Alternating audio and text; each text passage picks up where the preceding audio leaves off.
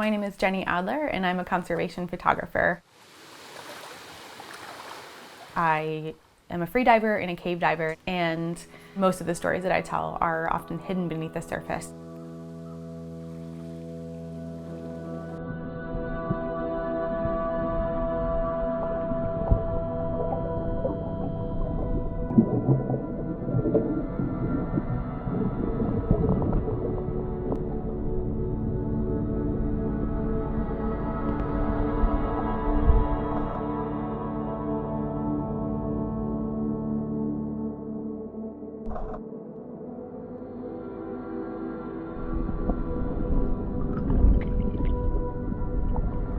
Florida doesn't have seasons, but I don't live in North Florida. All the leaves falling in the water.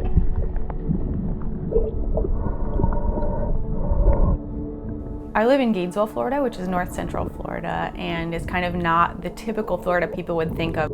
A little more rural, it's woodsy, and it's actually home to more than 1,000 freshwater springs. That's throughout Florida in general, but the highest concentration of freshwater springs is here in north central Florida. The Santa Fe River is actually a tributary of the Suwannee River, and sometimes manatees will come up in the winter and come there to sort of eat the grasses and be in the warmer water.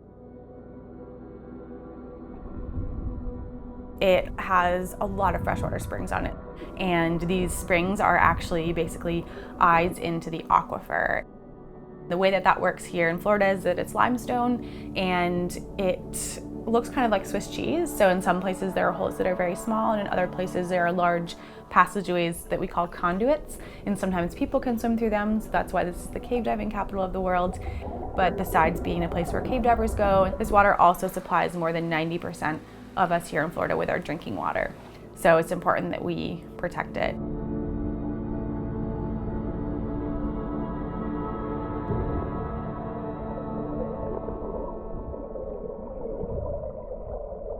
I grew up in Massachusetts, just north of Boston. I grew up in the ocean. I can't remember not being able to swim. I learned to sail and row and snorkel all north of Boston in this freezing water that I never even realized was cold because they're just so excited to be in it. I then, as I got older, I realized that I wanted to study science, and so it was a natural fit to say, maybe I'll study marine biology and ecology, and that's what I did in college. That's the algae that's sort of taken over everywhere. I came to Florida in 2011 when I graduated undergrad, and I came here to work as a biologist for the U.S. Geological Survey. And I had never spent much time in freshwater growing up since the ocean was there. And I got a suggestion from a fellow biologist who was like, you should just check out the springs and see what it's like. And so over time, I just became addicted, and I became obsessed with springs and swimming in them. It was finding the ecosystem and falling in love with it first that then inspired me later to maybe want to work in it and want to protect it. And so I started taking pictures.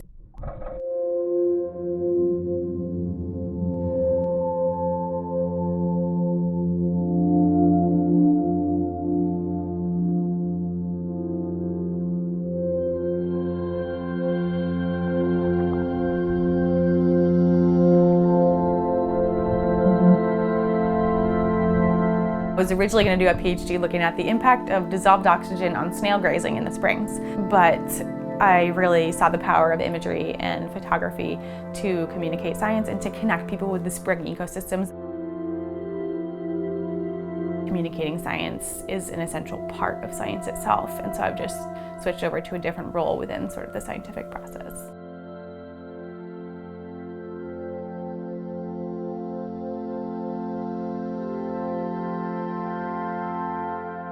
A few years ago, there was a fellow PhD student, it was when I was in grad school, that was doing dive trace studies down in Silver Spring, and it's one of the biggest springs in Florida, and you actually can't swim at that spring, and one of the reasons is because there are so many gators. But he got a scientific permit to do what's called a dive trace study there, and it allows them to sort of watch and track how the water moves and mixes as it goes down the river. It's hydrology, and it's very complicated. So with those pictures of the dive trace, that was one example of kind of taking science and making it beautiful and making people curious about it, because you're taking science that's never going to leave the pages of a peer-reviewed journal and making it something that people get drawn to. And those images now are run on National Geographic.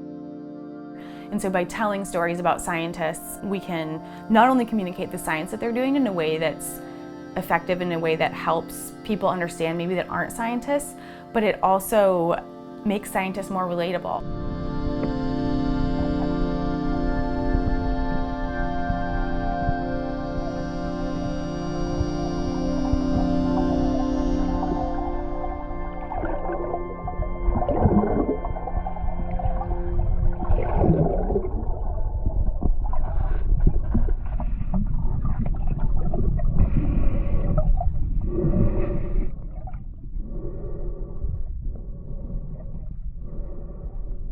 There's a huge learning curve to taking pictures underwater, and I think I've sort of learned it backwards, like I learned photography through underwater photography.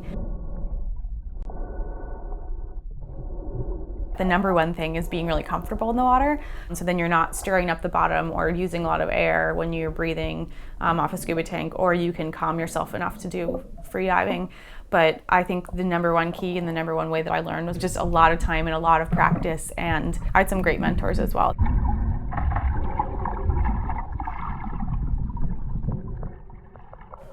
So the setup I'm using right now is a Nikon 850 in a Nauticam housing with 2 strobes that are attached to it. So there's 2 lights on camera, and then when I go into the caves, if I'm going to shoot in there, it's completely pitch dark. So you can have, 11 off-camera lights in a picture. And it can be quite tricky when you're in the cave doing that because the lighting itself is kind of an art.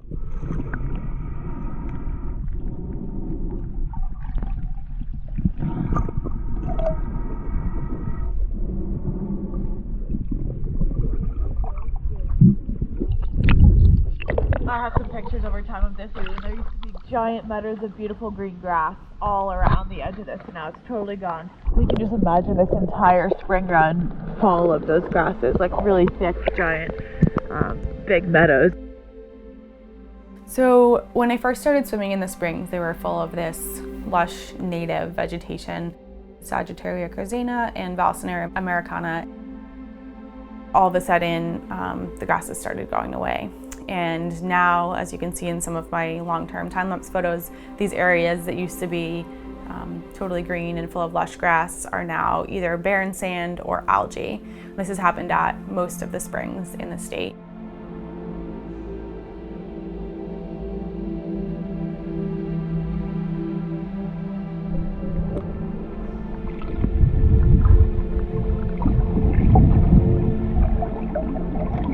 From an ecological perspective, the difference between a sandy bottom spring and one that's full of native plants is incredibly different. It doesn't have stuff for the turtles to eat, doesn't have places for the snails to graze, it doesn't have places for fish to hide.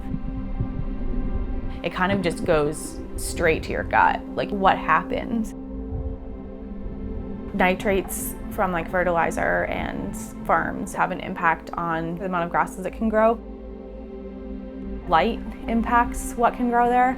And actually when we saw the biggest decrease in grasses was during Hurricane Irma, because the river flooded and it blacked out the springs for enough time that the plants couldn't photosynthesize and they all died. And so to add the complexity on top of all these different things that are happening in the spring, you also have climate change and the impacts of hurricanes.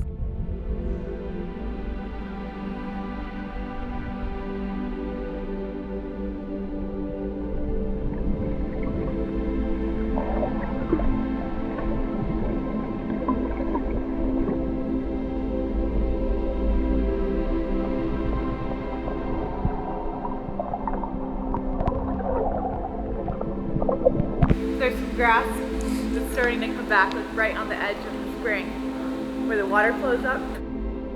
Communicating science through imagery is important because images are much easier for some people to understand than statistics or really technical scientific writing.